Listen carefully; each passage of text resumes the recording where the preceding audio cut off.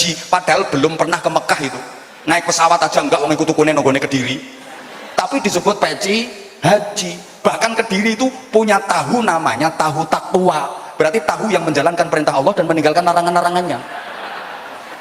Loh, mungkin sampean pengen tiru, monggo gawe tempe iman, onde-onde ikhlas, tape subhanallah, getuk naudzubillah min dalik. Kita udah masuk wilayah ekstrim ritual, cuma sayangnya hanya atribut tapi jauh dari esensi. Allahumma sholli ala Muhammad. Mbok ngerti mbok enggak ngene iki aku sampai ngadeg-ngadeg kan. Tinan untuk terus mentaklim, mentarbiyah santri putra dan putri Ar-Risalah, sehingga seluruh santri dan para alumni Ar-Risalah bukan hanya bisa menjawab tantangan zaman, tapi bisa melampaui zamannya. Mudah-mudahan di bawah komando beliau, santri-santri Ar-Risalah benar-benar menjadi santri yang pelopor bukan pengekor, yang pengais bukan pengemis, yang perintis bukan pewaris, yang penggerak bukan penggertak, yang punya karakter bukan yang karaten, yang luar biasa bukan yang biasa di luar, yang terpelajar bukan yang kurang ajar, yang beradab bukan yang biadab, yang ahli zikir bukan yang tukang kentir, yang ahli Al-Quran bukan yang suka pacaran.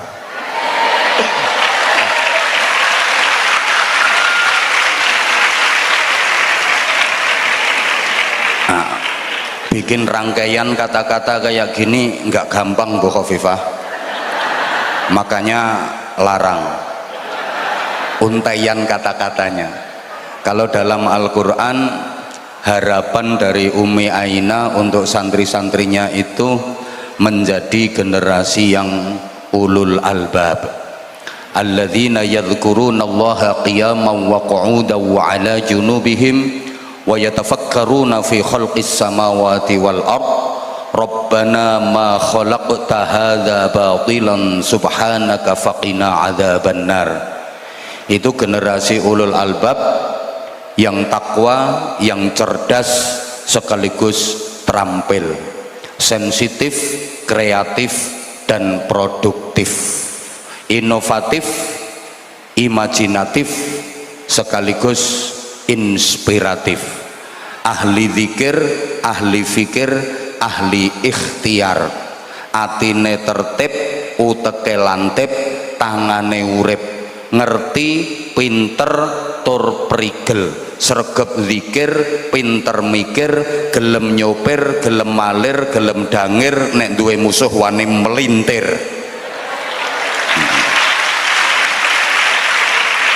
Sehingga kolbiyah, akliyah sekaligus jasadiyah terpadu, mampu menghadapi masalah moralitas, kreativitas sekaligus kriminalitas. Itu harapannya. Sadataz zu'ama, pejabat pemerintah dalam semua tingkatan bersama jajarannya, dari Forkopimda yang berkesempatan hadir, yang kita hormati, spesial tentu saja tamu istimewa kita, superstar di forum mulia malam ini, Ibu Nyai Hajah Khofifah Indar Parawansa MSI, Gubernur Jawa Timur periode kemarin, dan insya Allah biidznillah, bi'aunillah, biqudratillah, beliau adalah Gubernur Jawa Timur periode 2024-2029. Terima kasih Ibu telah membawa Jawa Timur makin maju, Jawa Timur makin berprestasi, Jawa Timur makin hebat, bermartabat. Lanjutkan Ibu, mudah-mudahan sampai pada titik di bawah kepemimpinan panjenengan Jawa Timur benar-benar menjadi dairatun thayyibatun wa rabbun ghafur. Amin Allahumma amin. Segenap kepengurusan pesantren, majelis asatid dalam semua jenjang, para alumni yang berkesempatan hadir, juga santri putra dan santri putri dari Pondok Pesantren Salafi Terpadu Ar-Risalah, semuanya yang saya hormati, yang saya cintai, rahimakumullah. Dalam rangka ta'zim Maulid Nabi Agung Muhammad sallallahu alaihi wasallam,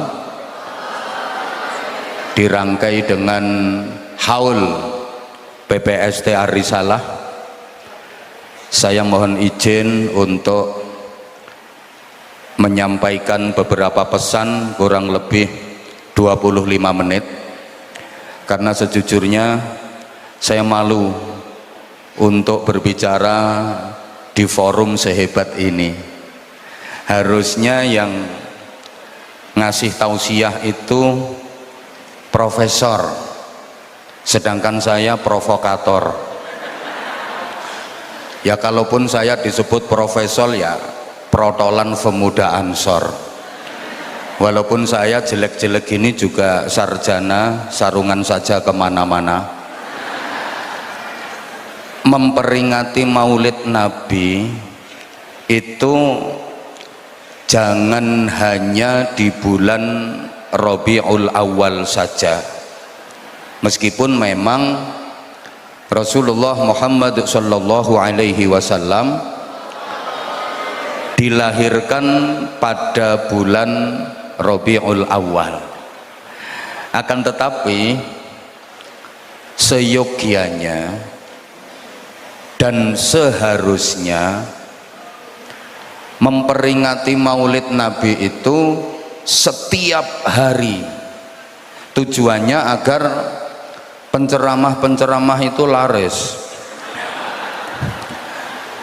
Sesering mungkin kita mengadakan peringatan Maulid Nabi agar kita diingatkan kembali dan terus diingatkan kepada sirah nabawiyah, perjalanan hidup kenabian, perilaku hidup Rasulullah yang merupakan cermin agung bagi kita, uswatun hasanah dalam seluruh aspek kehidupan kita, untuk kita contoh, kita teladani agar kita menjadi manusia-manusia yang baik dan benar serta diridhoi Allah Subhanahu wa ta'ala. Bapak Ibu dan seluruh jamaah, jarak antara kita dengan Rasulullah itu sangat jauh sekali. Rasulullah lahir pada tahun 571 Masehi. Kita sekarang hidup di tahun 2024 Masehi, berarti sudah 1453 tahun. Sangat jauh jarak antara kita dengan Rasulullah, sementara kita diperintahkan untuk mencontoh dan meneladani beliau. Rasulullah itu ibarat sumber mata air yang airnya sangat bersih, airnya sangat jernih, airnya sangat bening.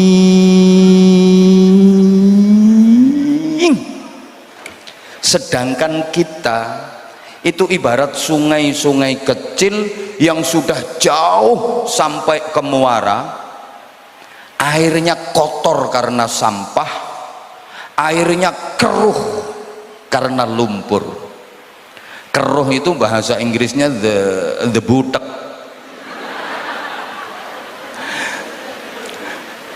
Jadi kalau Rasulullah itu sumber mata air yang airnya sangat bersih, sangat jernih dan sangat bening, kita ini sungai-sungai kecil yang sudah jauh sampai ke muara, airnya kotor, airnya keruh, bahkan mohon maaf Mungkin ada di antara kita yang bukan hanya sekedar sungai kecil, tapi udah jadi comberan, peceren, bahkan mungkin jadi sapi tank.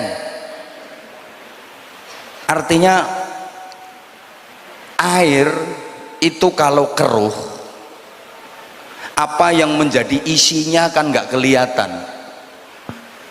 Air itu kalau budek, keruh, isi dalamnya itu nggak jelas. Banyu niku nek budek, isine mboten cetha. Ini kecil apa gede, ini besar apa kecil, ini pendek apa panjang, ini gembuk apa atos, ini bunder apa kotak, ndak jelas karena airnya keruh.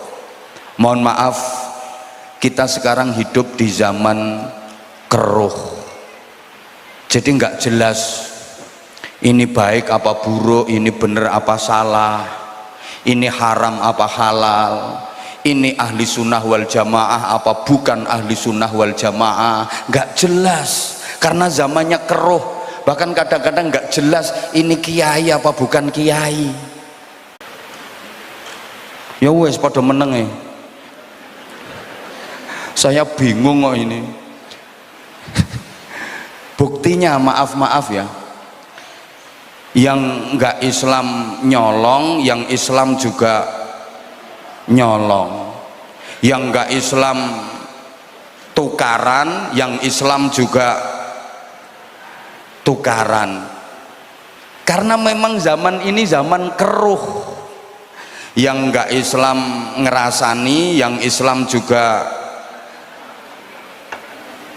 Oleh karena itu wajib hukumnya bagi kita yang keruh ini untuk mendekat ke sumber mata air agar mendapatkan kejernihan, agar mendapatkan air yang bersih dan bening.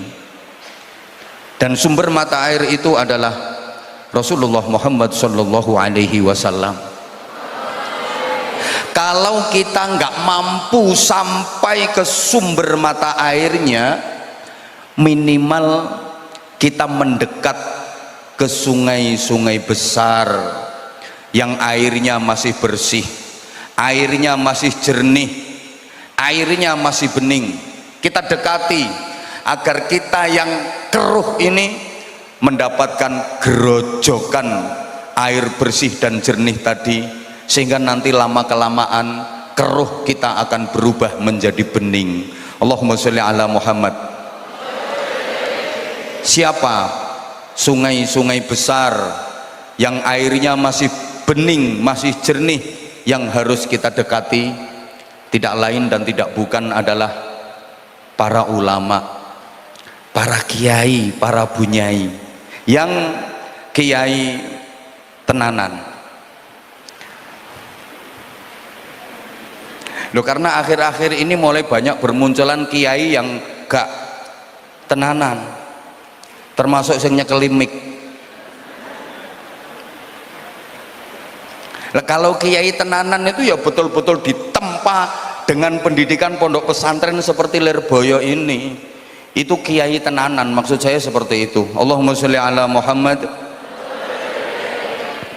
Kenapa ini harus mulai ada upaya untuk menjauhkan umat dari ulama? Mungkin Bapak Ibu para jamaah tanpa saya kasih tahu sudah pada tahu semua, seliweran di medsos betapa antar ulama semacam diadu domba, dibentur-benturkan agar umat jauh dari ulama. Kalau umat sudah jauh dari ulama, fantadhiris sa'ah, tunggu saat kehancuran. Kita prihatin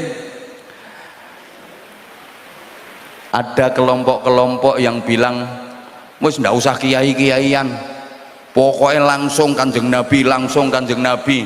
Lapo atik kiai, wong kiai padha menungsone, mangan padha segone, ngentut padha basine.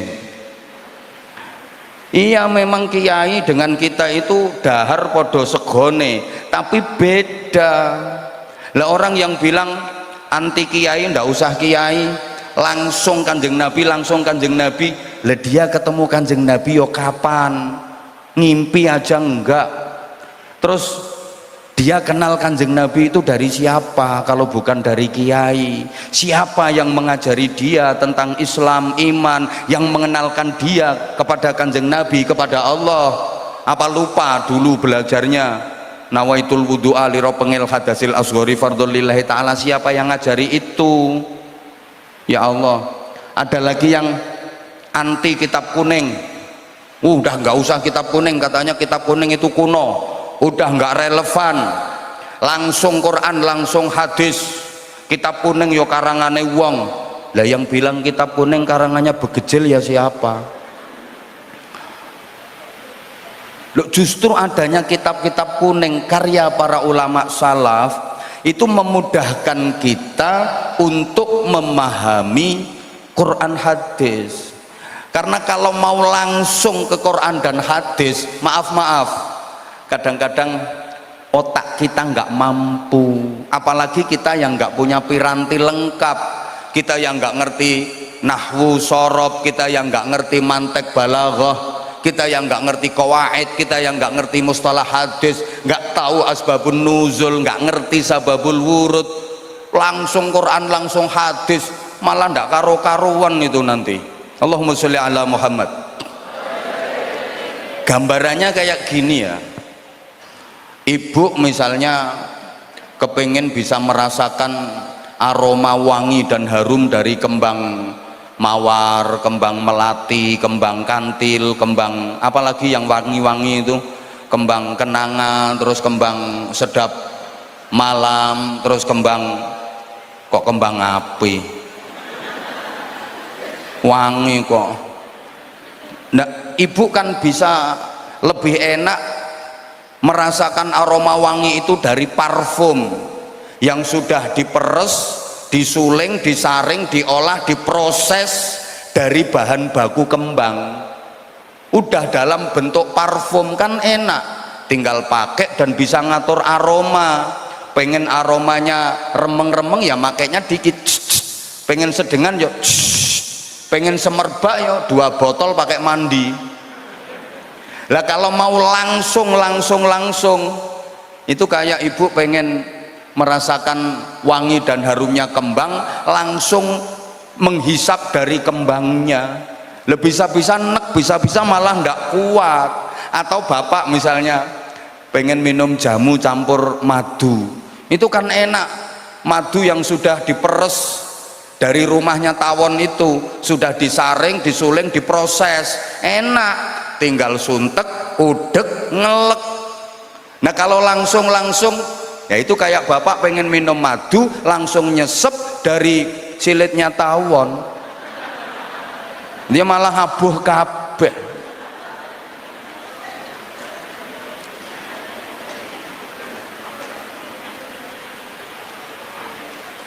Pentingnya kita mendekat kepada para ulama yang merupakan warasatul anbiya. Karena begini ya, masih ada 5 menit. Zaman sekarang ini kalau boleh digambarkan mirip zamannya Nabi Nuh alaihi salam. Kalau zamannya Nabi Nuh karena umat nakal, karena umat menentang ajaran-ajaran Rasul, mengingkari keesaan Allah, akhirnya diazab banjir bandang, donya kelem bunder ser, banjir. Semua manusia yang murtad, yang kafir, yang nakal disikat habis. Yang selamat hanyalah orang-orang yang mau ikut numpang perahunya Nabi Nuh. Betul? Jadi Bu Khofifah, dulu zaman Nabi Nuh sudah pernah terjadi pemutihan massal. Jadi yang nakal-nakal itu disikat habis, yang selamat tinggal orang-orang yang mau naik dan numpang perahunya Nabi Nuh. Lah kalau zaman sekarang ini bukan banjir air, banjir kezaliman, banjir kemungkaran, banjir degradasi moral, banjir dekadensi moral. Maka yang selamat adalah yang mau ikut numpang, yang mau ikut numpang perahu, tapi bukan perahunya Nabi Nuh. Perahu penyelamat di era seperti ini adalah pondok-pondok pesantren.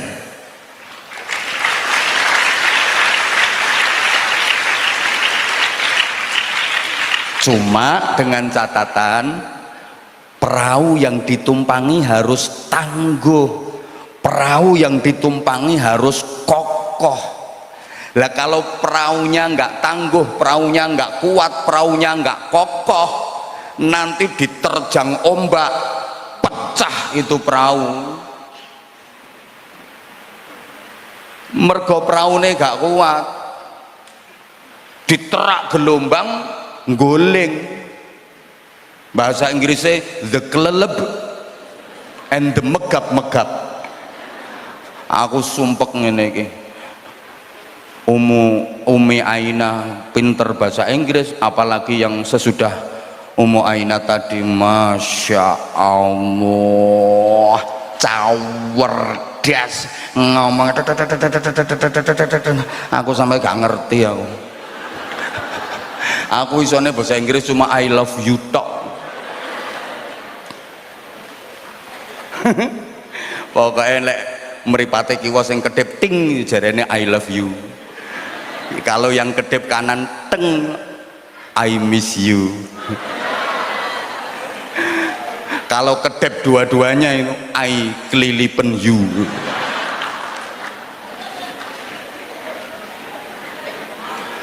Perahunya harus kuat. Lah pondok pesantrennya juga harus pondok pesantren yang benar-benar tangguh, pondok pesantren yang benar-benar kokoh, yang punya nasab dan sanad keilmuan sambung sampai ke hadratur Rasul Muhammad sallallahu alaihi wasallam. Ya kayak Lirboyo, kayak Ar-Risalah, udah nggak diragukan lagi. Ini perahu kokoh, ini perahu tangguh yang menyelamatkan umat dari banjir di era seperti ini. Nah, di samping perahunya harus kuat, nahkodanya juga harus profesional. Perahunya kuat tapi nahkodanya amatiran, nublek, betul? Maka nggak salah kalau Ar-Risalah punya pengasuh yang luar biasa seperti Ummi Aina. Ini nahkoda yang betul-betul profesional, luar biasa, mampu mengantarkan santri putra dan santri putri berprestasi internasional, kuliah sampai tekan Perancis, Polandia. Padahal bunya ini urung tahu roh kono.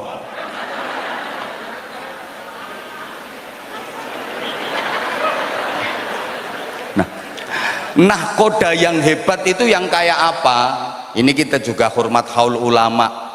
Ibnu Ajibah ndawuhaken annasu salasah.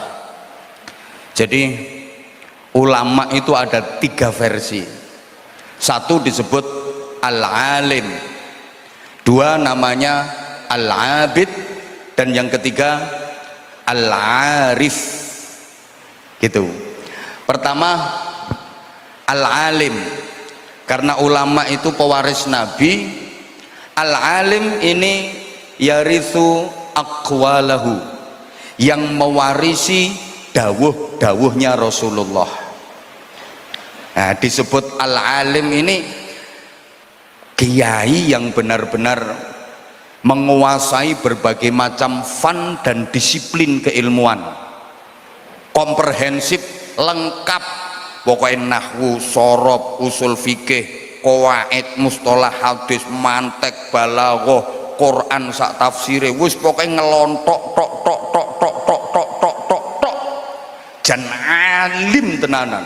Dia banyak hafal kitab-kitab ini. Ini namanya alim. Nah, yang kedua al-abid, gak begitu alim, Tapi nggak begitu alimnya ulama ini yo sak pinter-pintere kula sampean.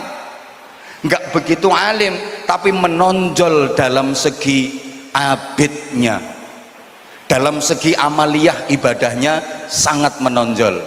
Ahli tahajud sampai batuke ireng, mbuh min asaris sujud, mbuh min asaril karpet. Terus ahli tirakat, ahli riyadhah, ahli dzikir, ahli wiridan. Wis pokoknya nanti gawanane tasbih dawa ngelewer diputer terus wer wer wer wer wer wer wer wiridan sulastri sulastri sulastri wer wer sumyati sumyati wer. Yang ketiga, al-arif, ini yang menonjol sifat rasikhah. Kalau al-alim itu yarithu aqwalahu, mewarisi dawuh-dawuhnya Nabi. Kalau al-abid itu yarithu af'alahu, mewarisi tindak lampai Kanjeng Nabi, amaliyai Kanjeng Nabi. Kalau al-arif itu yarithu akhlaqahu allati hiya batin, mewarisi akhlaknya Rasulullah. Ini biasanya punya sifat rasikhah.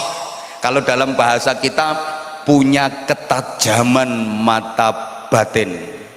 Masing-masing dari al-alim, al-abid maupun al-arif ini punya keistimewaan, masing-masing punya kelebihan sendiri-sendiri. Sehingga wonten cerita zaman Allah yarham al-alim al-allamah Mbah Yai Syamsul Arifin, ramanipun Mbah Yai As'ad Syamsul Arifin Situbondo. Niku terkenal alim allamah, pondoknya besar, santrinya banyak. Hidup sezaman dengan Mbah Yai Syamsul Arifin. Itu ada kiai sepuh yang tanpa mengurangi rasa takzim saya, kealimannya kalah dengan Mbah Yai Syamsul Arifin. Tapi Mbah Yai sepuh ini menonjol dari segi al-arif, waskito, punya ketajaman mata batin. Biasa nggo takon-takonan masyarakat. Dadi ana wong kate mbangun omah, takon ten kene Mbah Yai sepuh niku. Kate mantu njaluk dina nang nggone Mbah Yai sepuh niku. Pokoke terkenal waskito. Satu ketika Mbah Yai Syamsul Arifin ini lagi merenovasi masjid. Atapnya dibongkar, direnovasi, santri-santri roan kerja bakti bangun masjid. Nah, petingkringan neng dhuwur, Mbah Yai sepuh ini lagi lewat, lihat ada santri yang lagi roan bangun masjid. Mbah Yai sepuh ini bilang, dawuh, kebetulan Mbah Yai Syamsul Arifin juga lagi nungguin santri yang lagi roan. Kata Mbah Yai sepuh, loh iki piye iki, kemis paeng kok dandan-dandan, iki dino apes sampai 3 kali, dino apes. Mendengar itu Mbah Yai Syamsul Arifin langsung kasih komando ke santri-santrinya, le santri-santri cung mudun kabeh mudun, aja diterusno nek bangun, dino apes mudun. Begitu dikomando sama kiainya, ya gebruduk turun semua wong santri itu. Apa kata kiai itu kan remote, berhenti semua. Jarine Mbah Yai sepuh, lah ngene sing bener, kemis paing kok dandan-dandan, dino apes. Kemudian Kiai sepuh melanjutkan perjalanan, kira-kira jalan dapat 300 meter sampai tekan perempatan. Mbah Yai Syamsul Arifin langsung dawuh lagi ke santri-santrinya, santri-santri munggah maneh, terus nih leh dandan. Lah santrinya kan matur, Mbah Yai terusnya dino apes, ora apa-apa, apesnya wis tekan perapatan. Lah ini maksud saya, betapa antar kiai itu saling menghargai meskipun ada perbedaan pendapat. Allahumma sholli ala Muhammad. Jadi memang kiai itu ada yang satu al-alim, betul-betul alim, cerdas, jenius, pinter, menguasai berbagai macam fun dan disiplin keilmuan. Tapi biasanya ibadahnya ora patek, ibadahnya yang ngambil yang pokok-pokok. Ini kelemahannya wong alim itu biasanya gitu, tahajudnya arang-arang, dalile pinter tapi gak tahu sholat duha, ceramah tekan dindi tapi gak tahu tahajud, gak tahu witir, biasanya ngono. Gak usah kaya sopo, pokoknya biasanya ngono. Nah, kalau al-abid ini nggak begitu alim tapi menonjol dari segi ibadahnya. Kalau al-arif dia nggak begitu alim. Umpama dikongkon Basul Masail gak iso. Kalau datang ke Basul Masail dia nggak bisa merumuskan masalah, nggak bisa menjawab masalah, nggak bisa menyelesaikan masalah, malah dia yang jadi masalah. Tapi punya ketajaman mata batin.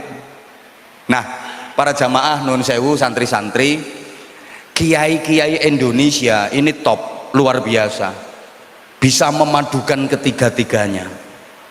Mungkin ya dulu kita menganggap dari segi al-alim kiai-kiai Indonesia kalah dengan kiai-kiai luar. Contoh sederhana, santri-santri kalau lagi ngaji kitab-kitab salaf itu rata-rata karya ulama luar, bukan karya ulama Indonesia. Sampeyan kalau ngaji kitab Matan Jurumiyah itu karangannya siapa? Syekh Maghribi, Syekh Ahmad Zaini Dahlan, wong di, wong Mesir, dudu wong Semampir. Sampeyan ngaji kitab Nahwu Alfiyah Ibnu Malik itu karangan siapa? Muhammad Jamaluddin bin Abdullah bin Malik Al-Jayyani Al-Andalusi, wong Andalusia, wong Spanyol, dudu wong Pare. Sampeyan kalau ngaji Fathul Qoribul Mujib yang tadi banyak didawahkan oleh Umi Aina tadi, itu karangannya siapa? Karangan Syekh Ahmad bin Husain bin Ahmad Al-Asfihani. Orang mana? Orang Iran. Asfihan itu kota terbesar kedua di Iran setelah Teheran.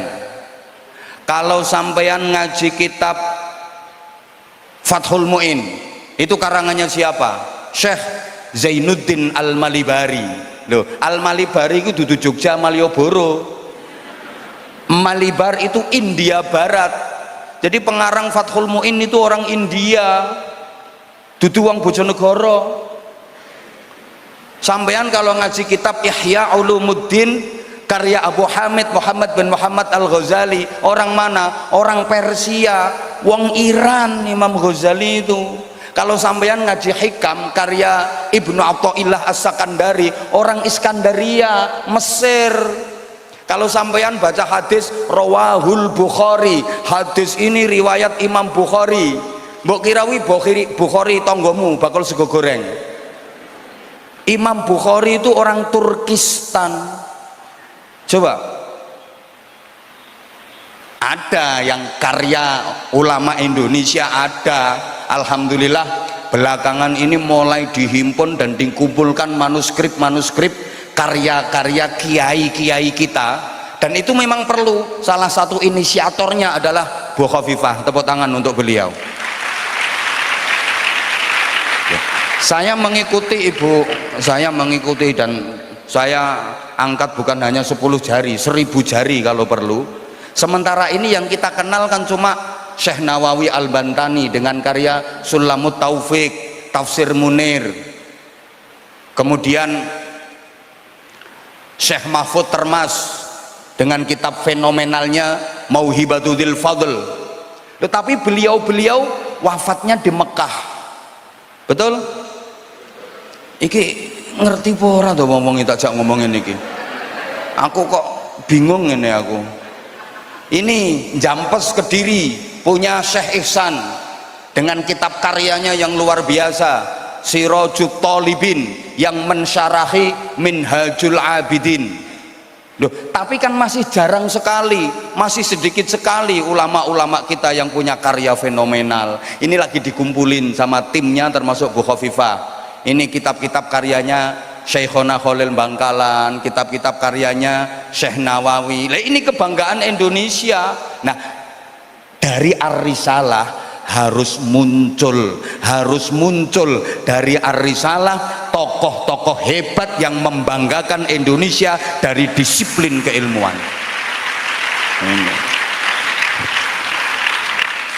Oke, sekarang dari segi abid mungkin kita juga kalah.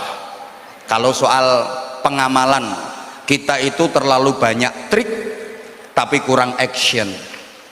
Kita terlalu banyak konsep tapi kurang praktek. Saya sering sampaikan kritikan, masyarakat Indonesia ini terlalu banyak mauidhah hasanah tapi kekurangan uswatun hasanah. Akeh wong sing pinter pidato tapi gak pinter dadi contoh. Guyune gak enak rasanya. Di Indonesia ini coba acara apa yang gak ada mauidhah hasanahnya? Semua acara ada mauidhah hasanah, semua forum ada mauidhah hasanah. Maulid ngene iki, peringatan Maulid Nabi mauidhah hasanah. Sebentar lagi Rejab, peringatan Isra Mi'raj mauidhah hasanah. Menyongsong Ramadan mauidhah hasanah. Bulan Ramadan ada peringatan nuzulul Quran mauidhah hasanah. Nanti lebaran halal bihalal mauidhah hasanah. Mau berangkat haji walimatus safar mauidhah hasanah. Semua ada mauidhah hasanah. Haul mauidhah hasanah. Walimatul nikah mauidhah hasanah, walimatul arus mauidhah hasanah, walimatul hamil mauidhah hasanah, walimatul nikah, walimatul khitan mauidhah hasanah, walimatul nikah mauidhah hasanah. Saya bisa cerita karena saya udah pernah diundang di semua acara kayak gitu. Saya yang belum pernah diundang cuman satu, mauidhah hasanah dalam rangka walimatul pegatan. Semua acara mauidhah hasanah, tapi asarnya mohon maaf, apalagi kita udah masuk wilayah ekstrim ritual. Ngerti pora ya aku ngomong ekstrim ritual nih. Masyarakat kita itu semua diagamakan. Ini yang saya maksud ekstrim ritual. Coba masjid, gereja, pura, wihara, kelenteng disebut rumah ibadah. Loh, rumah kok ibadah? Bajunya bapak-bapak itu namanya busana muslim. Kapan nek syahadat kelambimu?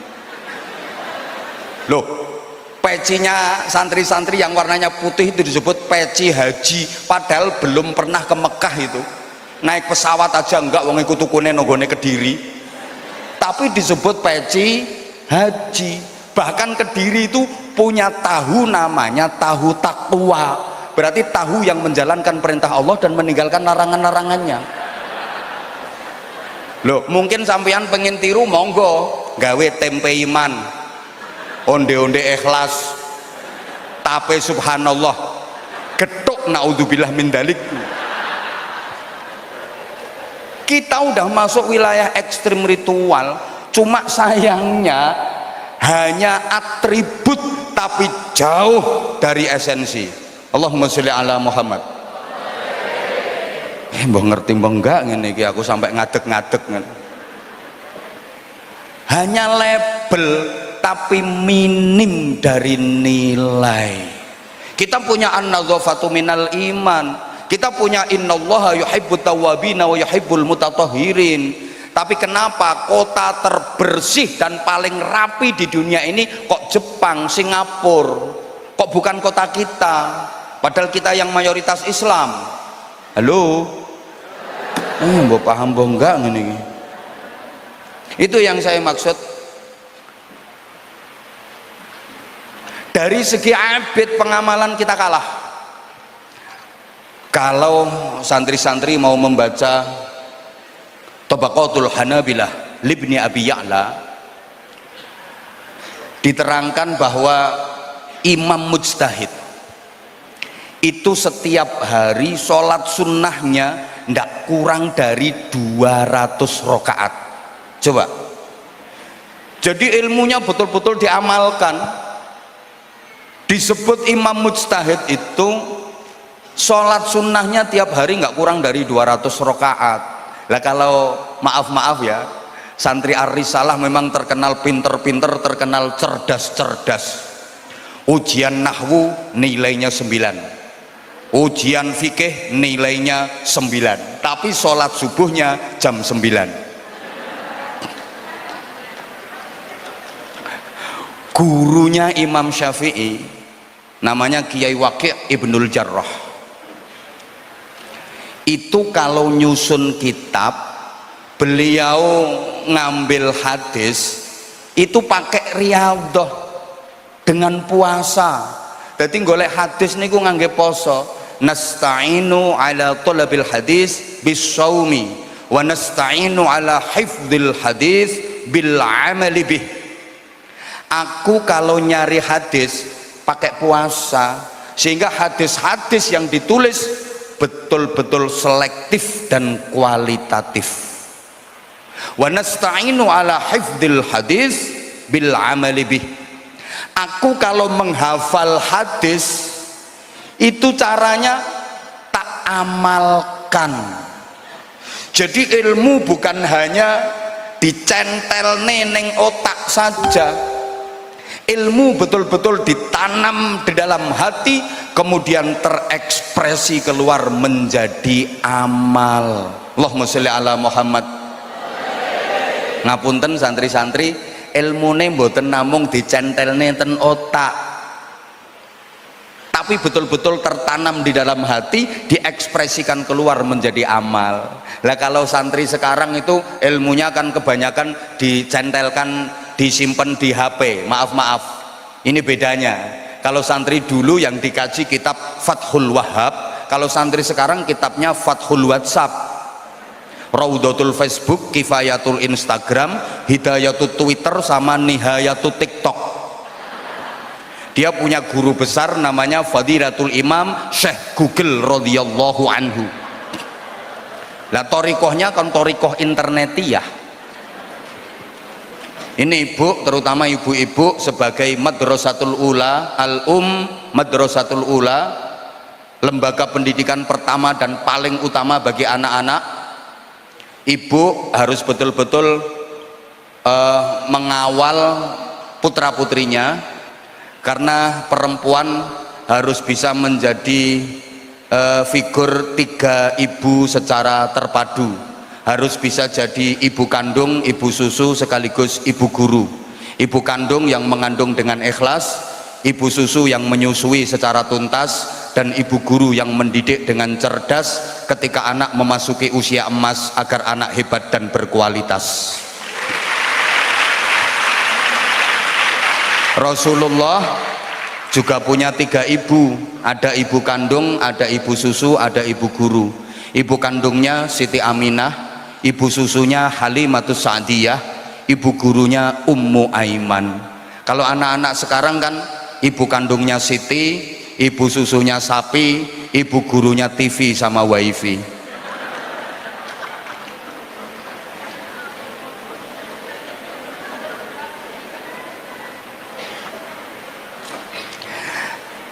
Karena para kiai sepuh dulu abidnya kuat, maka pantas kalau mau idhohnya ampuh, nasihatnya manjur, karena abidnya kuat. Jadi apa yang diucapkan diamalkan, apa yang disampaikan dikerjakan. Ini prinsipnya Rasulullah. Ana awwalu fa'ilin ala ma amartukum bih. Aku adalah pelaku pertama dari apa yang aku perintahkan kepada kalian. Semua yang aku perintahkan kepada kalian, aku adalah pelaku pertamanya. Makanya kiai sepuh dulu itu kalau kasih mauidhah sederhana tapi mengena. Ampuh, mandi. Ada anak nakal 20 orang nakal, dinasehati sama kiai sepuh dulu. Nggak lama mau idhohnya, cuma 5 menit. Jangan nakal, insaf, kematian datang dengan tiba-tiba. Awas ya, kamu nanti mati pas maksiat. Ngono tok nasihatnya. Ini besoknya dari 20 orang yang nakal ini, 19-nya sadar, insaf, waras, sowan nggone Mbah Yai. Matur suwun Mbah Yai, mau idhoin jenengan, nasihatin jenengan. Kanca kula 20 nakal sedaya, sakniki sing 19 pun insaf, pun sadar. Kantun setunggal Mbah Yai sing nakal. Dawuhe Mbah Yai, ora apa-apa, sing siji kuwi kanggo isen-isene neraka kuwi. Neraka ya butuh obong-obongan kok. 20 orang nakal dimauidai kiai 5 menit, besok 19 waras yang nakal tinggal 1. Nah sekarang ada 20 orang nakal dimauidai Anwar Zahid 2 jam, besok yang nakal jadi 21. Soalnya ketambahan sing pidato. Lo kiai dulu itu kalau pidato nggak lama kok. Assalamualaikum warahmatullahi wabarakatuh. Derek-derek supados dirahmati Allah, nek dalu salat tahajud nggih pun cekap semanten akhirul kalam assalamualaikum warahmatullahi wabarakatuh, mulai nggawa berkat. Tapi kiai yang merintah tahajud itu istiqomah qiyamul lailnya, nggak pernah meninggalkan tahajud setiap malam. Mandi pidatone, besok pidato lagi assalamualaikum warahmatullahi wabarakatuh.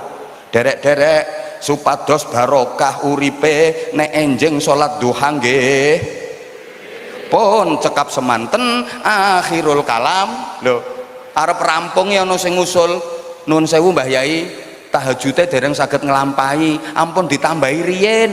Oh ya wis lek ngono duhane ora sida, ana duha ana tahajud pidato ora sida. Tapi kiai yang ajak-ajak duha itu istiqomah sholat duhanya gitu loh, mulane ampuh. Saya jadi ingat ya beberapa waktu yang lalu saya itu Ibu Khofifah, saya ceramah di wilayah selatan sana. Begitu saya mau diminta untuk naik ke panggung, tuh acara berikutnya ceramah agama Islam yang akan disampaikan oleh seorang dai yang sedang naik daun. Aku dianggap ular keket ya. Yang gregetno ya MC ini kayak penyiar tinju. Al Mukarram Kiai Haji Anwar Zahid. Wah aku langsung ngene. Ayo sopo sing ngajakan teman-teman.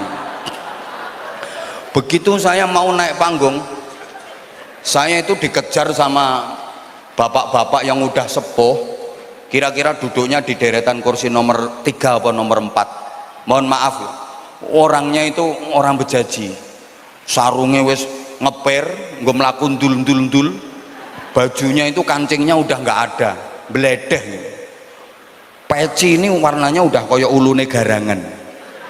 Saya dirangkul terus dibisiki, dimauidoi, simple, sederhana dan singkat. Gus, nek pidato sing ikhlas nggih, mau idhohnya cuma gitu. Gus, nek pidato sing ikhlas nggih, mancep ning atiku Pak. Saya begitu naik panggung nyari kursi lo bingung, mergo aku kelingan Gus, nek pidato sing ikhlas nggih. Jujur ceramah saya kacau balau, konsentrasi wis bubar gara-gara aku eling Gus, nek pidato sing ikhlas nggih. Selesai ceramah ramah tamah, aku arep mangan iki gak kolu. Lho rumangsaku wonge ketokno piringku ambek ngomong Gus, nek pidato sing ikhlas nggih. Saya pulang naik mobil, ku perasaanku wonge lungguh sebelahku, nah aku dibisiki Gus, nek pidato sing ikhlas nggih. Sampai saya pulang tidur ngipi ketemu wong kuwi aku. Yo diomongi ngono, Gus, nek pidato sing ikhlas nggih. Mau idhohnya ngongkon ikhlas singkat tapi betul-betul mancep ning ati. Demi Allah adik-adik, saya habis dimauidhoi orang itu kira-kira ada 4 bulan. Saya diundang pidato ceramah kemanapun sama sekali gak mikir sangu, gak mikir amplop, gak mikir transport, betul-betul bisa ikhlas. Tapi kejadian itu udah lama Ibu ya, udah lama. Sampun dangu Bu Khofifah niku pun dangu sangat, pun dangu. Aku wis lali, aku wis ana. Udah lama itu kejadiannya. Ya saiki yo mikir kok.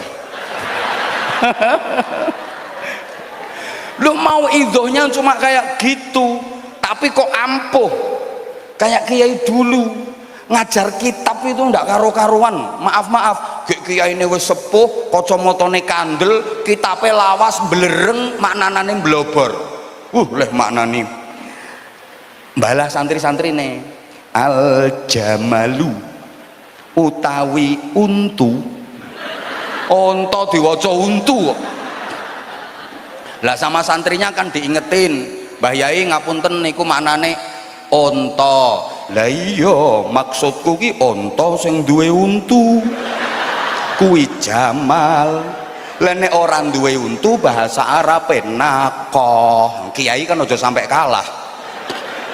Wal jaradu lan lawang. Lho, walang diwaca lawang.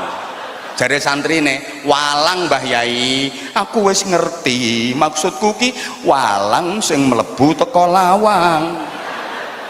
Wal hayatulan alu, ula Mbah Yai, lah ya ula sing gedene sak alu. Tapi santri-santrinya kok jadi orang semua, gak ono sing dadi cempe. Sorry, aduh waktunya tidak cukup ya. Dari segi, loh ini aku belum yang digitalisasi belum loh ini, ya nantilah kalau diundang lagi. Dari segi arif, loh, belum.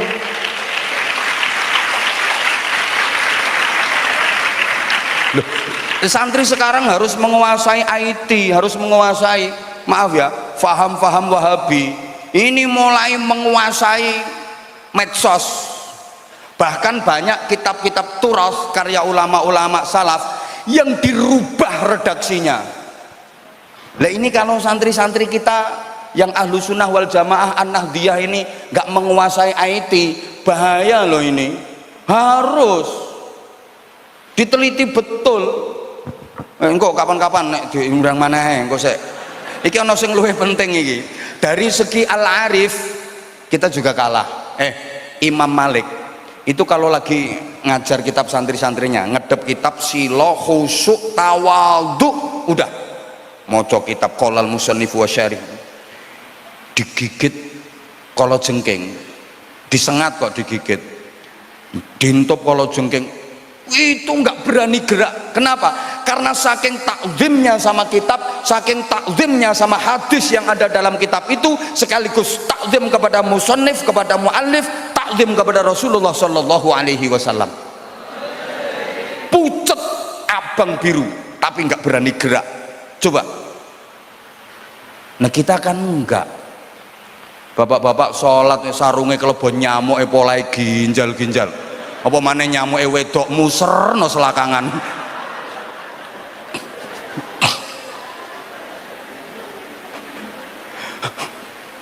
Begitu selesai ngaji, wallahu a'lam bissawab, santrinya matur, Mbah Yai nyun pangapunten, panjenengan kenging punapa kok pucet? Gak apa-apa, ngadeg ngipatno sarung kerotok-kerotok kala jengking pitu mbuh pira. Coba, makanya pantes kalau doanya ampuh, dongane mandi. Nyun pangapunten Umi Aina, kalau urusan doa mandi itu saya lebih mantep kiai-kiai dusun, kiai-kiai sepuh, walaupun gak fasih. Saya kalau ngaji ke kampung-kampung itu ada kiai sepuh ndonga, saya aminnya khusuk dan saya amin beneran, walaupun dia gak fasih. Allahumma inna nasaluka salamatan fiddin wa ngafiyatan fil jasadi wa jiyadatan fil ilmi wa barokatan fil rezeki tobatan qoblal maut rokematan nyindal maut. Ya aku nek amin tenanan, karena saya yakin kiai itu mandi, soalnya yakin kiai ku gak iso gawe proposal, mandi dongane, dia nggak kenal proposal. Lah nek ustad-ustad anyaran fasihnya luar biasa. Rabbana ajina, atina kurang fasih, ajina fid dunya hasanah wa fil akhirati hasanah. Wala muni kok nganti intil-intile merotoli. waqina. Aku rada males kon ngamini, soalnya biasanya ustadz model ngono ku wis pinter nggawe proposal dan pinter ngerubah kwitansi.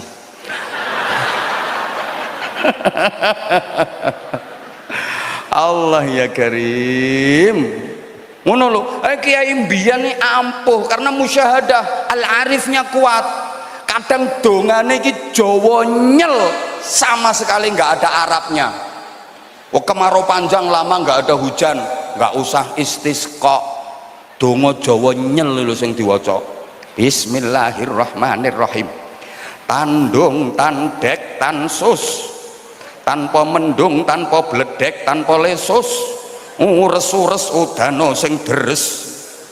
Udan deres gembrojok kok dongane trimo tandung tansek tandek tansus. Saiki lho suwe gak udan. Kiai-kiai sak Jawa Timur ngumpul dadi siji, istighosah, istisqa, ngobos dongane. Ayo coba. Kiai biyen ya Allah, donga Jawa ana wong lara untu suwuke mek ngene. Bismillahirrahmanirrahim. Godhong pari, godhong waluh, ora mari tambah abuh. Disebulno ya waras kok. Sampeyan sing maca ya diantemi wonge, Pak. Punya hajat udan deres, waduh kacau ini lek udan, nggak usah nyari pawang, nggak usah nyari dukun, hujan deres malah ditantang, dia keluar rumah ke halaman, udan ini lo ditantang, langite ora sida udan, udano mek sauyuh jaran, la ilaha illallah Muhammadur Rasulullah, pet terang kok udane.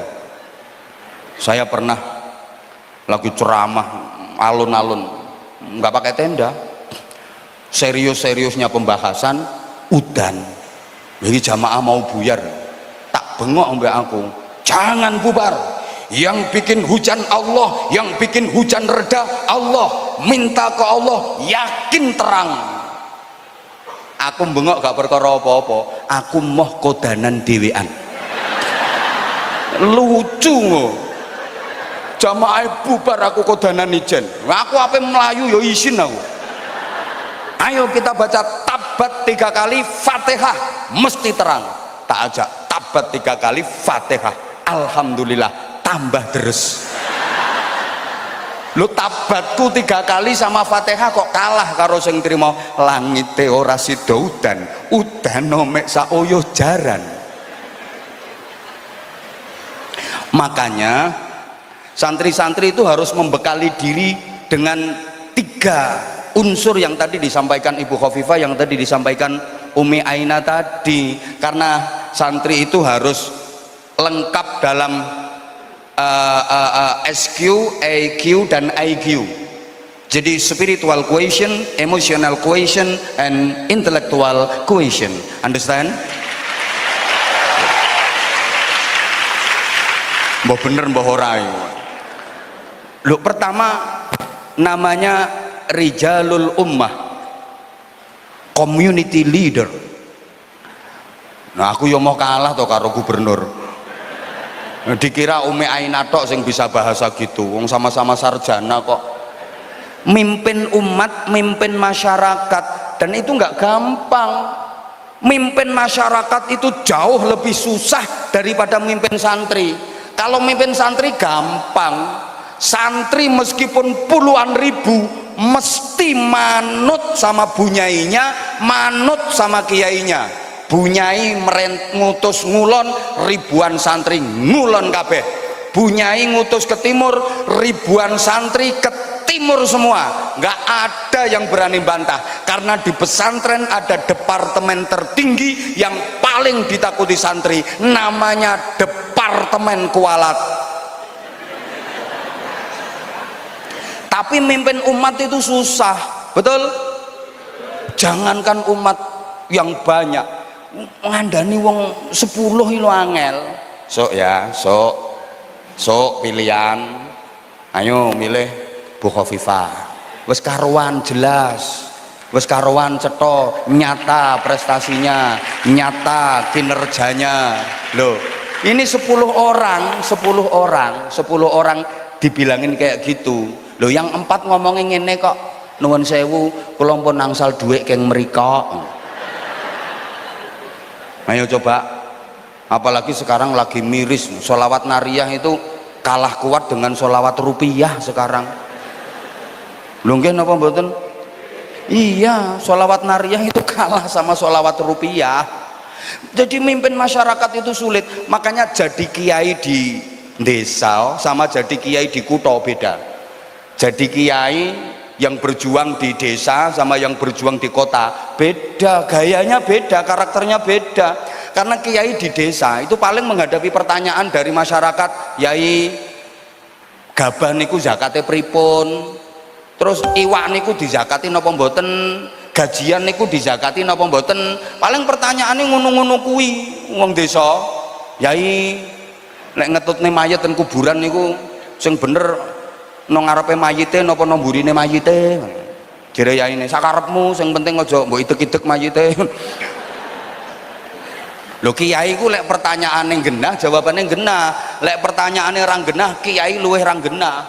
Tapi jadi kiai di kota menghadapi masyarakat yang IQ-nya lebih tinggi, pertanyaannya lebih modern. Yai mohon tanya bagaimana hukumnya nikah lewat internet. Jadi kiai nggak apa-apa, boleh yai nggak apa-apa, tapi karena nikahnya lewat internet maka nanti jimaknya juga lewat internet. Caranya yai download. Oh, pertanyaanmu jengkelno kok jawabannya kiai luwih jengkelno meneh. Ngono lho. Saya pernah ditanya kok, "Bah, katanya malaikat Israfil itu tugasnya niup trompet." Ya, kenapa? Ya, aku yang ngono. Loh katanya kalau trompetnya ditiup itu kiamat. Ya, aku yang ngono. Lah sekarang udah ditiup apa belum jadi? Ya tak jawab, belum aku ngono. Kalau ditiup ya kiamat. Lu masih nanya lagi. Lah kalau gitu sekarang malaikat Israfil tuh ngapain jadi? Lah nganggur jadi. Enggak nganggur, tak jawab. Sekarang Israfil ku ngresiki trompete aku yang ngono. Lah nanti kalau karaten ayo, tayengen ayo. Ono perintah Israfil, tiup, ngok, cuma muni seperapat tok. Ayo, yang bunyi seperapat, mosok kiamatnya seperapat. Nah, cuma orangnya tak bilangi, memang trompetnya belum ditiup, tapi wis dimut aku yang ngono. Lho memang wis dimut kok. Iku hadise ono iku. Jadi Allah lebih dulu menciptakan sur sangkakala itu, baru 500 tahun kemudian Allah menciptakan petugas peniupnya namanya Israfil. Begitu Israfil jadi, Israfil tugasmu nanti niup ini. Saiki nang dimut, ngono. Saiki wis ngemut. Makanya sampean ndonga, muga-muga Israfil ora watuk. Lah engko nek Israfil watuk, Masya Allah, Jombang, Kediri, Tulungagung, Trenggalek, Malang, Kukut, Bojonegoro aman. Lo kan trompetnya madep rene.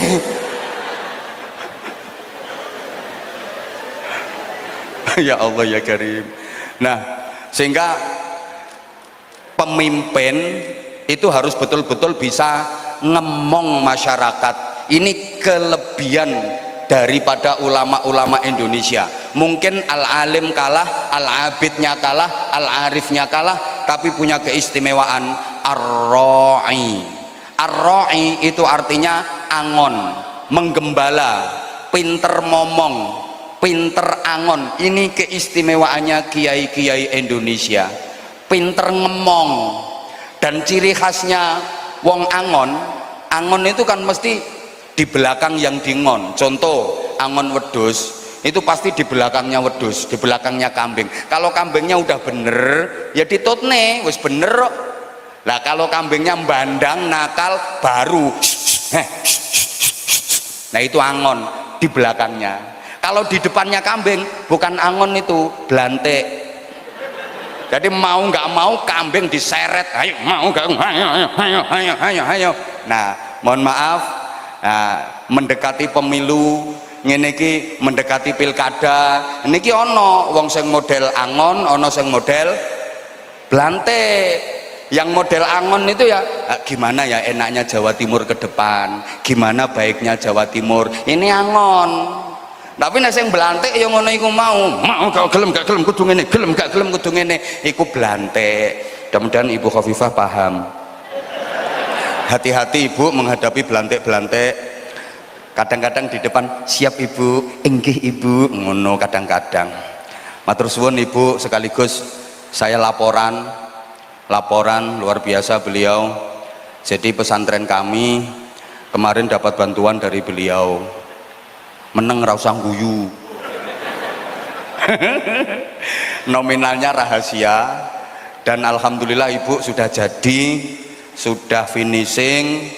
Alhamdulillah, terima kasih, saya mewakili keluarga besar pesantren, sudah finishing. Yang jelas nominalnya banyak, rahasia, dan sekarang udah finishing.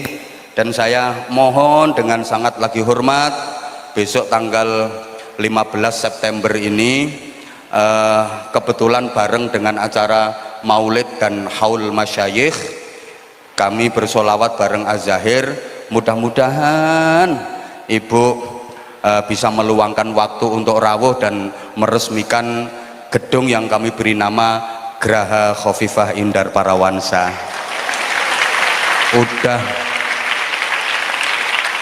Udah jadi Ibu, 3 lantai udah jadi, alhamdulillah. Kurangnya cuma sedikit kok Bu, dari dana enggak, kurangnya cuma sedikit aja, bener kurangnya cuma sedikit, jadi saya nambahnya cuma sedikit. Loh, biasanya saya kalau dapat bantuan itu misalnya bantuannya 1 M, itu bangunnya habis 2,5 sampai 3 M lah. Ini yang kemarin dari Ibu ini kurangnya tinggal dikit, nah ya itu bisa ditutup besok tanggal 15 itu kalau Ibu rawuh.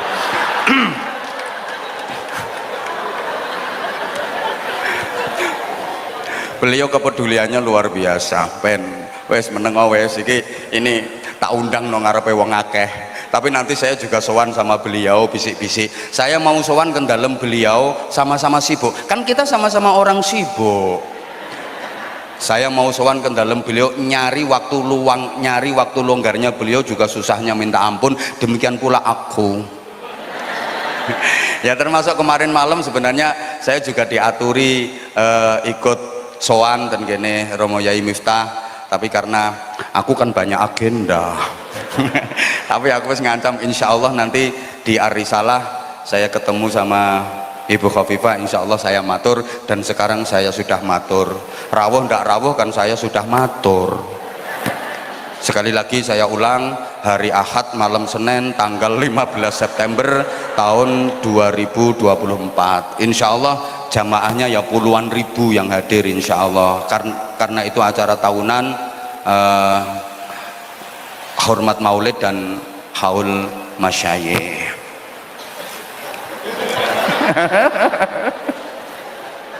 Iki rayuan terminal iki. Nah, kelebihannya wong angon itu teliti, maka kiai-kiai Indonesia itu punya sifat ngemong dan teliti, yang itu diwariskan kepada para santri-santrinya. Ini kelebihan kiai-kiai Indonesia yang tidak dimiliki oleh ulama-ulama luar. Teliti, cermat, jeli.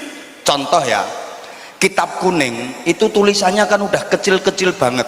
Loh, kitab kuning itu tulisannya wis cilik. Karo kiai Indonesia sek dicilikne meneh, diiklali, diikropi, ditarkipi, dimaknani cilik-cilik. Wadzalika, ini maknanya lah wis jelas. Dan yang demikian itu semua orang tahu makna nenek wadzalika itu, dan yang demikian itu. Tapi kiai Indonesia gak terima ngono kuwi, isek dionceki. Wadzalika jarene isim isyarah, zalnya zal apa, lamnya lam apa, kafnya kaf apa. Terus yang jadi isyarah itu yang mana? Zalnya, lamnya, apa kafnya, apa zalikanya. Terus kalau dikasih hak tambah hadzalika boleh apa enggak? Iki saya dibahas. Koyoke kok orang mudeng ngono sampean tak omongin ngene iki. Halo? Wong Arab ra ngerti. Coba sampean nek gak percaya ketemu orang Arab terus sampean ngomong utawi iki iku, mesti plong-plongo dhek. Ini yang bisa hanya Kiai Indonesia. Alhamdulillah. Ini orang Arab juga tahu alhamdulillah. Tapi kalau Kiai Indonesia gak terima ngono ku, sik dionceki alhamdulillah. Ditarkipi dimaknani utawi sekabehane puji. Lho kok maknane sekae? Kok maknane sekabehane? Lho mergo ana al apa kuwi? Al lil istighraqil jinsi. Terus hamdu ki ana papat. Apa wae dirinci kabeh. Gini ya. Sampean ki dudu wong Arab. Mambu Arab ya ora, Arab mambu ya ora.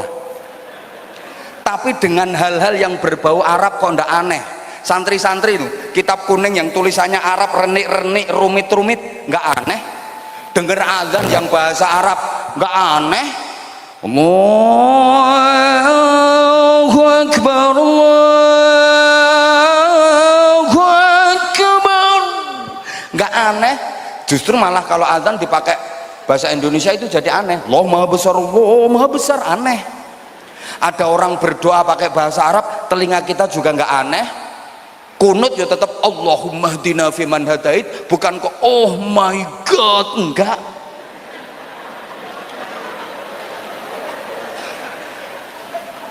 Makanya bener Quran turunnya di Arab, Islam turunnya dari Arab, tapi barokahnya yang paling banyak adalah untuk bangsa Indonesia.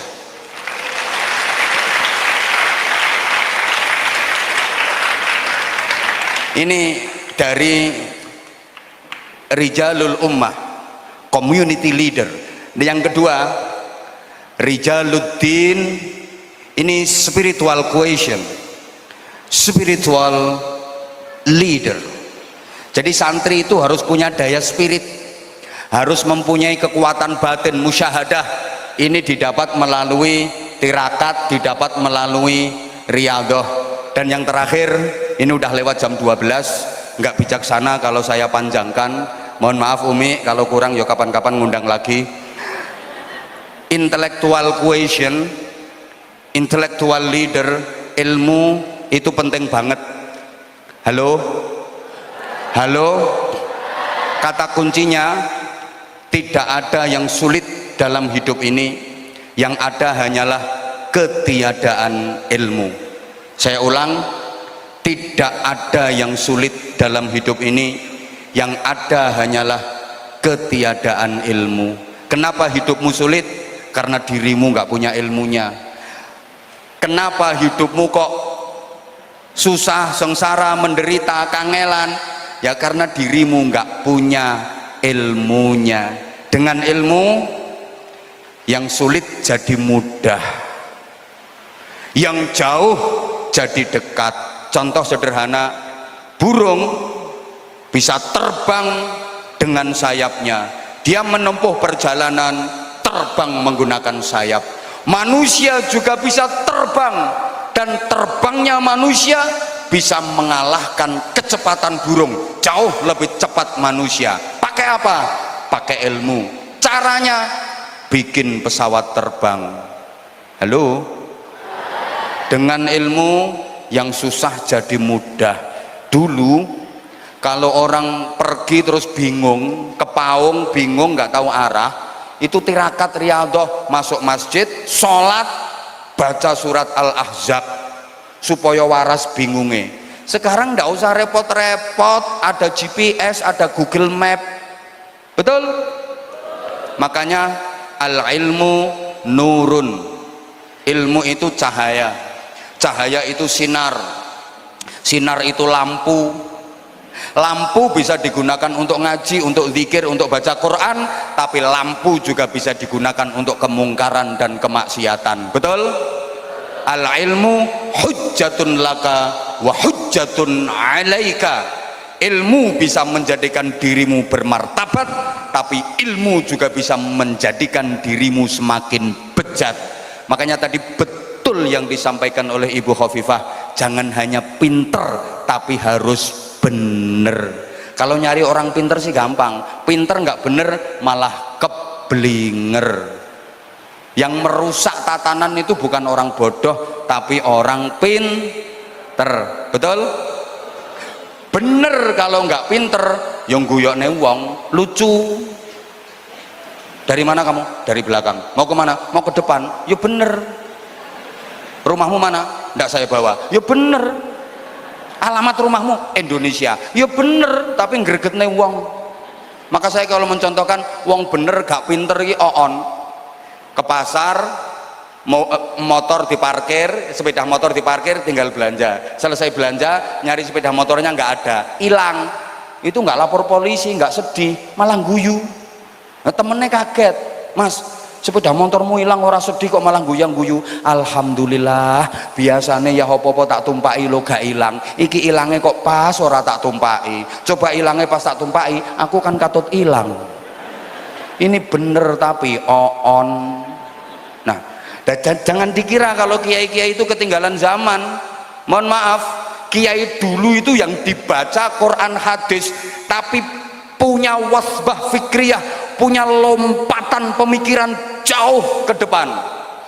Contoh sederhana, operasi plastik itu baru ditemukan sekitar tahun 1990 pertama di Malaysia. Imam Romli ratusan tahun yang lalu wis membicarakan itu dalam kitabnya. Operasi plastik baru ditemukan sekitar 1990-an. Imam Romli wis bahas ana wong irunge pesek kaya aku, tapi kan manis wek, kepingin mancung kan ditembel, yang dipakai nembel dagingnya sendiri. Akhirnya diambilkan daging yang empuk biar gampang tembelane, diiriskan dagingnya bokong, tembelkan ke irung. Iki dibahas karo Imam Romli. Lah sesudah nempel ke hidung, ini statusnya daging hidung apa daging bokong? Kalau statusnya daging bokong, berarti kemana-mana wajib ditutup, soalnya aurat.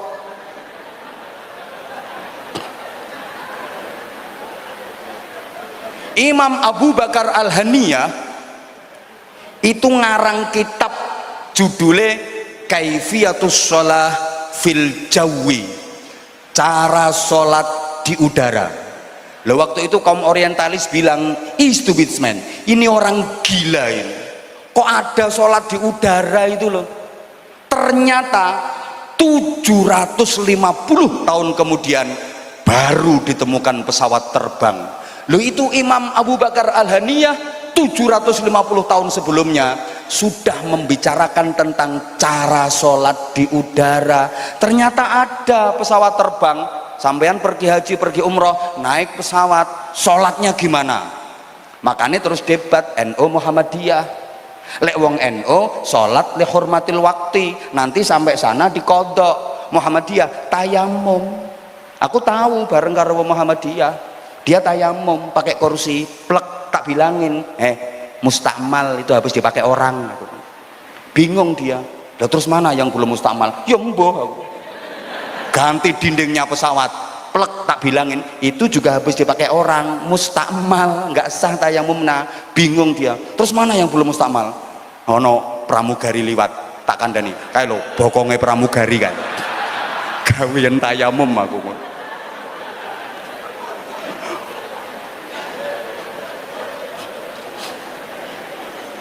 Lu para kiai dulu tuh yang dibaca Quran hadis, tapi pola pikirnya nggak kalah, nggak ketinggalan dengan yang sekarang ini, ngono loh. Makanya alumni pondok pesantren itu nek tenanan, apalagi pesantrennya terpadu kayak Ar-Risalah sini, udah lulusan sini itu nggak mungkin kalah dengan yang sudah S3 secara kapasitas dan kualitas. Dah jam 12 lewat, mohon maaf jadi ngelantur-ngelantur saya ngomong. Ngapunten Umi, pangapunten sangat Ibu Khofifah, pangapunten sangat kalau mungkin yang saya sampaikan kurang sesuai dengan harapan. Saya ini terbiasa ngomong dengan, saya biasa ceramah di desa-desa karena memang saya spesialis ngaji bareng dengan wong desa-desa karena saya dasarnya wong desa. Jadi kalau saya disuruh ngaji di forum yang resmi kayak gini tuh rasanya kayak gimana gitu rasanya. Jadi kalau mungkin yang saya sampaikan materinya kurang pas dan sebagainya, saya mohon maaf yang sebesar-besarnya. Ini karena bodohnya saya, karena keterbatasan pengetahuan saya. Ngene ae nek ku mikir ya wis sowe wisan iki. ndongane keluarga dalem mawon, sungguh suul adab kalau saya yang doef, saya yang sangat bodoh harus memimpin doa di majelis semacam ini. Sekali lagi, kalau ada sumur di ladang, bolehlah kita menumpang mandi. Kalau ceramah saya dirasa kurang panjang, silahkan diundang lagi.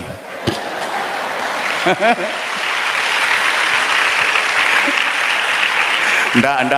Saya mohon maaf, sekali lagi mohon maaf atas segala salah dan khilaf serta kekurangannya. Waffaqanallahu wa iyyakum lima yuhibbu wa yardah. Wassalamualaikum warahmatullahi wabarakatuh.